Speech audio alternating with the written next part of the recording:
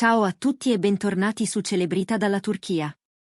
Tutti i dettagli sono qui, proprio nel video di oggi, quindi non dimenticate di mettere like, iscrivervi al canale e attivare la campanella per non perdere mai le storie più calde sulle vostre star preferite. Oggi parliamo di una vicenda che ha scosso di nuovo il mondo dello spettacolo turco, una di quelle storie che ti restano sotto pelle, perché parlano di orgoglio, ferite e un amore che rifiuta di svanire. È la storia di Kerem Bürsin e Hande Erçel, un legame che da mesi sembra combattere contro il tempo, la fama e il peso di 1000 sguardi. Per settimane, i social e le riviste hanno macinato indiscrezioni, sussurri di rottura, di distanza, di un addio inevitabile. Ogni apparizione pubblica, ogni sguardo sfuggente, ogni foto troppo fredda veniva letta come un segnale. Il mondo urlava la fine. Eppure, proprio quando tutti si aspettavano un epilogo scritto nero su bianco, è accaduto qualcosa che nessuno aveva previsto. Secondo fonti vicine alla coppia, quando è arrivato il momento di dare un nome alla distanza, di chiudere con una firma ciò che una volta sembrava eterno, Hande ha spiazzato tutti, ha rifiutato di firmare i documenti. Non una scenata, non un post furioso, nessuna fuga dalle domande. Solo un no, pronunciato piano e con la calma di chi ha già parlato abbastanza con se stessa. C'è chi ha letto in quel gesto soltanto orgoglio, e chi ci ha visto una forma di ostinazione romantica. Ma chi conosce Hande sa che dietro quel rifiuto c'era altro, una forza gentile, una fedeltà a ciò che è stato.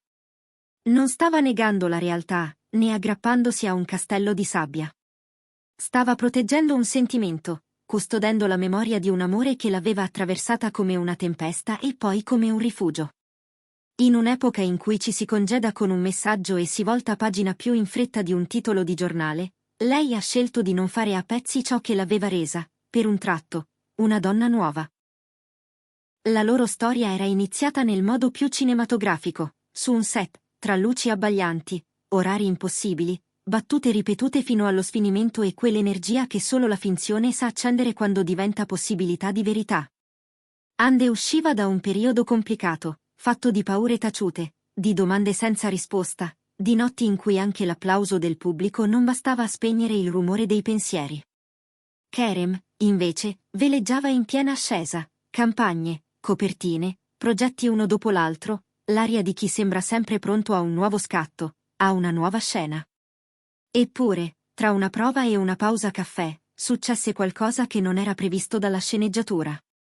Il confine tra personaggio e persona si assottigliò, le battute finte iniziarono a somigliare a frasi vere, e gli occhi, più delle parole, cominciarono a fare il lavoro più difficile, riconoscersi. All'inizio fu semplice, complicità, risate, la leggerezza di chi si trova e si sceglie.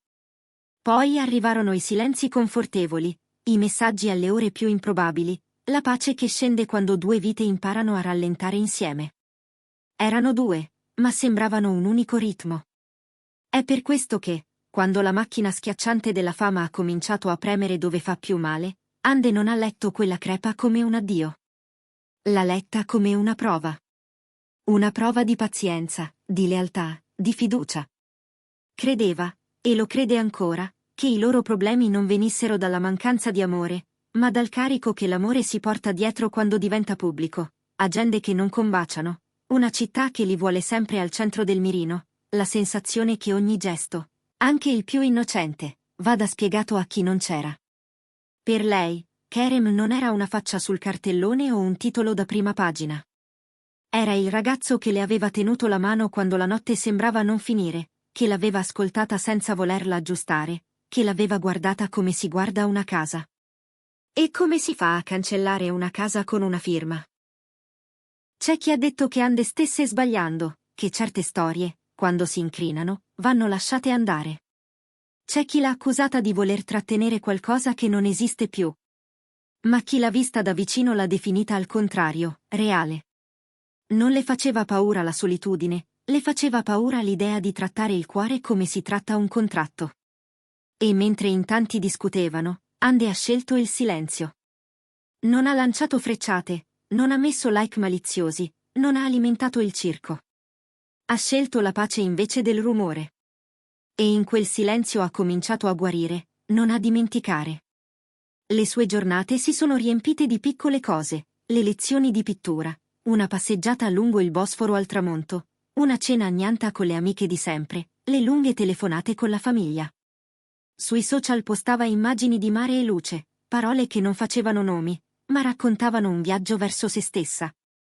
Nel frattempo, Kerem combatteva un'altra battaglia.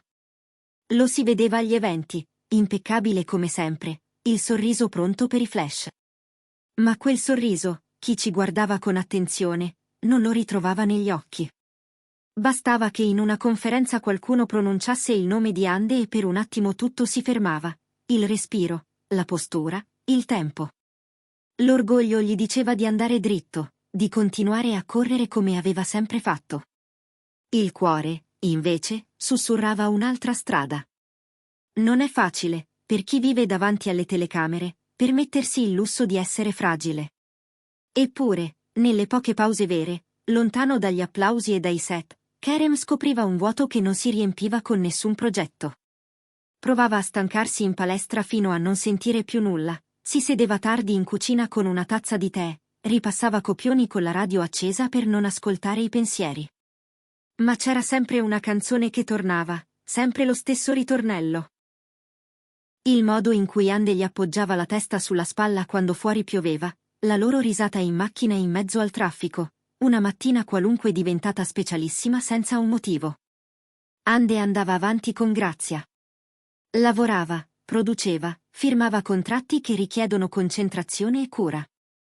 Tornava a sorridere in foto nuova dopo foto nuova, ma non era il sorriso di chi nega il passato, era quello di chi ha deciso di accettare ciò che non può cambiare, senza smettere di rispettare ciò che è stato. La sua calma spiazzava tutti, soprattutto chi sperava in un gesto che facesse rumore. In realtà, quella calma era un messaggio. L'amore non sempre ha bisogno di parole, e non sempre le parole sanno fare di meglio del silenzio. Il tempo, che spesso è nemico dei sentimenti, diventò il suo alleato. Perché non c'è nulla di più memorabile di chi non ti insegue, ma resta per te un punto fermo in mezzo alla confusione. Piano piano, quella presenza difficile da spiegare iniziò a farsi sentire nella testa di Kerem, come una melodia ostinata che non si spegne. Ti volti, lavori, ridi, ma da qualche parte continui a canticchiarla senza accorgertene. E poi, come succede nei film che non hanno bisogno di effetti speciali, arrivò l'incrocio del destino. Un pomeriggio qualunque, in una riunione di produzione che nessuno ricorderà peraltro, le loro strade si ritrovarono. Nessuna telecamera, nessuna platea, nessuna battuta da imparare. Solo loro due e quell'attimo in cui ti rendi conto che hai subito più cambiamenti di quelli che vuoi ammettere.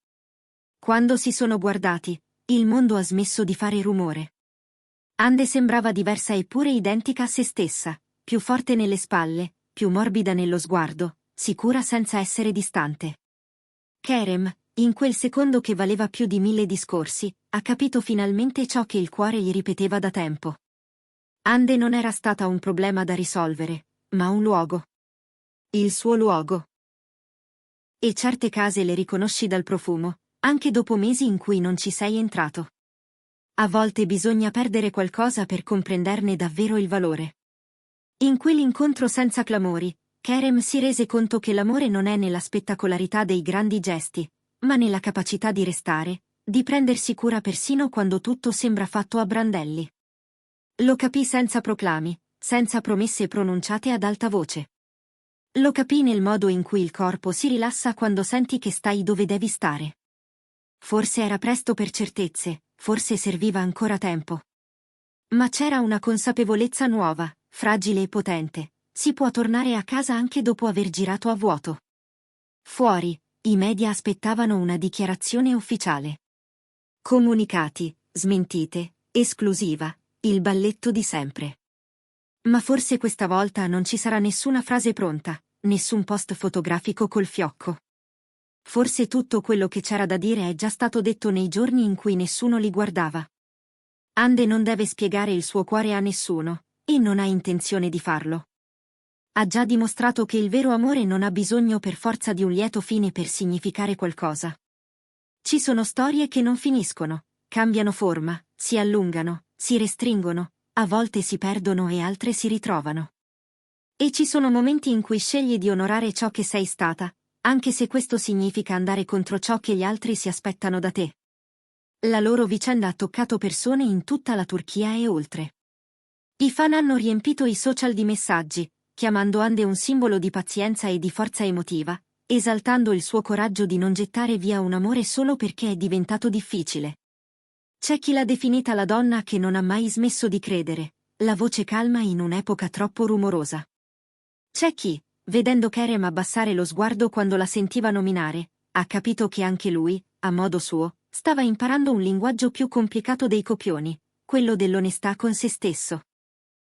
Una parte del pubblico tifa per la riconciliazione, un'altra invoca l'indipendenza assoluta. Ma forse, per una volta, non c'è bisogno di scegliere da che parte stare. Forse basta accettare che la verità, qui, sia in quelle sfumature che non fanno trending, negli spazi in cui la luce non arriva eppure succede il meglio. E voi, cosa ne pensate? Ha fatto bene Hande a resistere e a non firmare, a proteggere un sentimento invece di archiviarlo, o avrebbe dovuto allontanarsi per proteggere il proprio cuore? Credete che l'incontro silenzioso abbia riacceso qualcosa o che sia stato solo un saluto gentile? Raccontatelo nei commenti qui sotto, perché la vostra voce conta tanto quanto le nostre storie. Mettete like, iscrivetevi e attivate le notifiche per non perdervi i prossimi capitoli dal mondo delle celebrità turche, dove emozioni, fragilità e coraggio si intrecciano a ogni passo. Grazie per aver guardato Celebrita dalla Turchia. Ci vediamo nel prossimo video. Abbiate cura di voi, e a presto!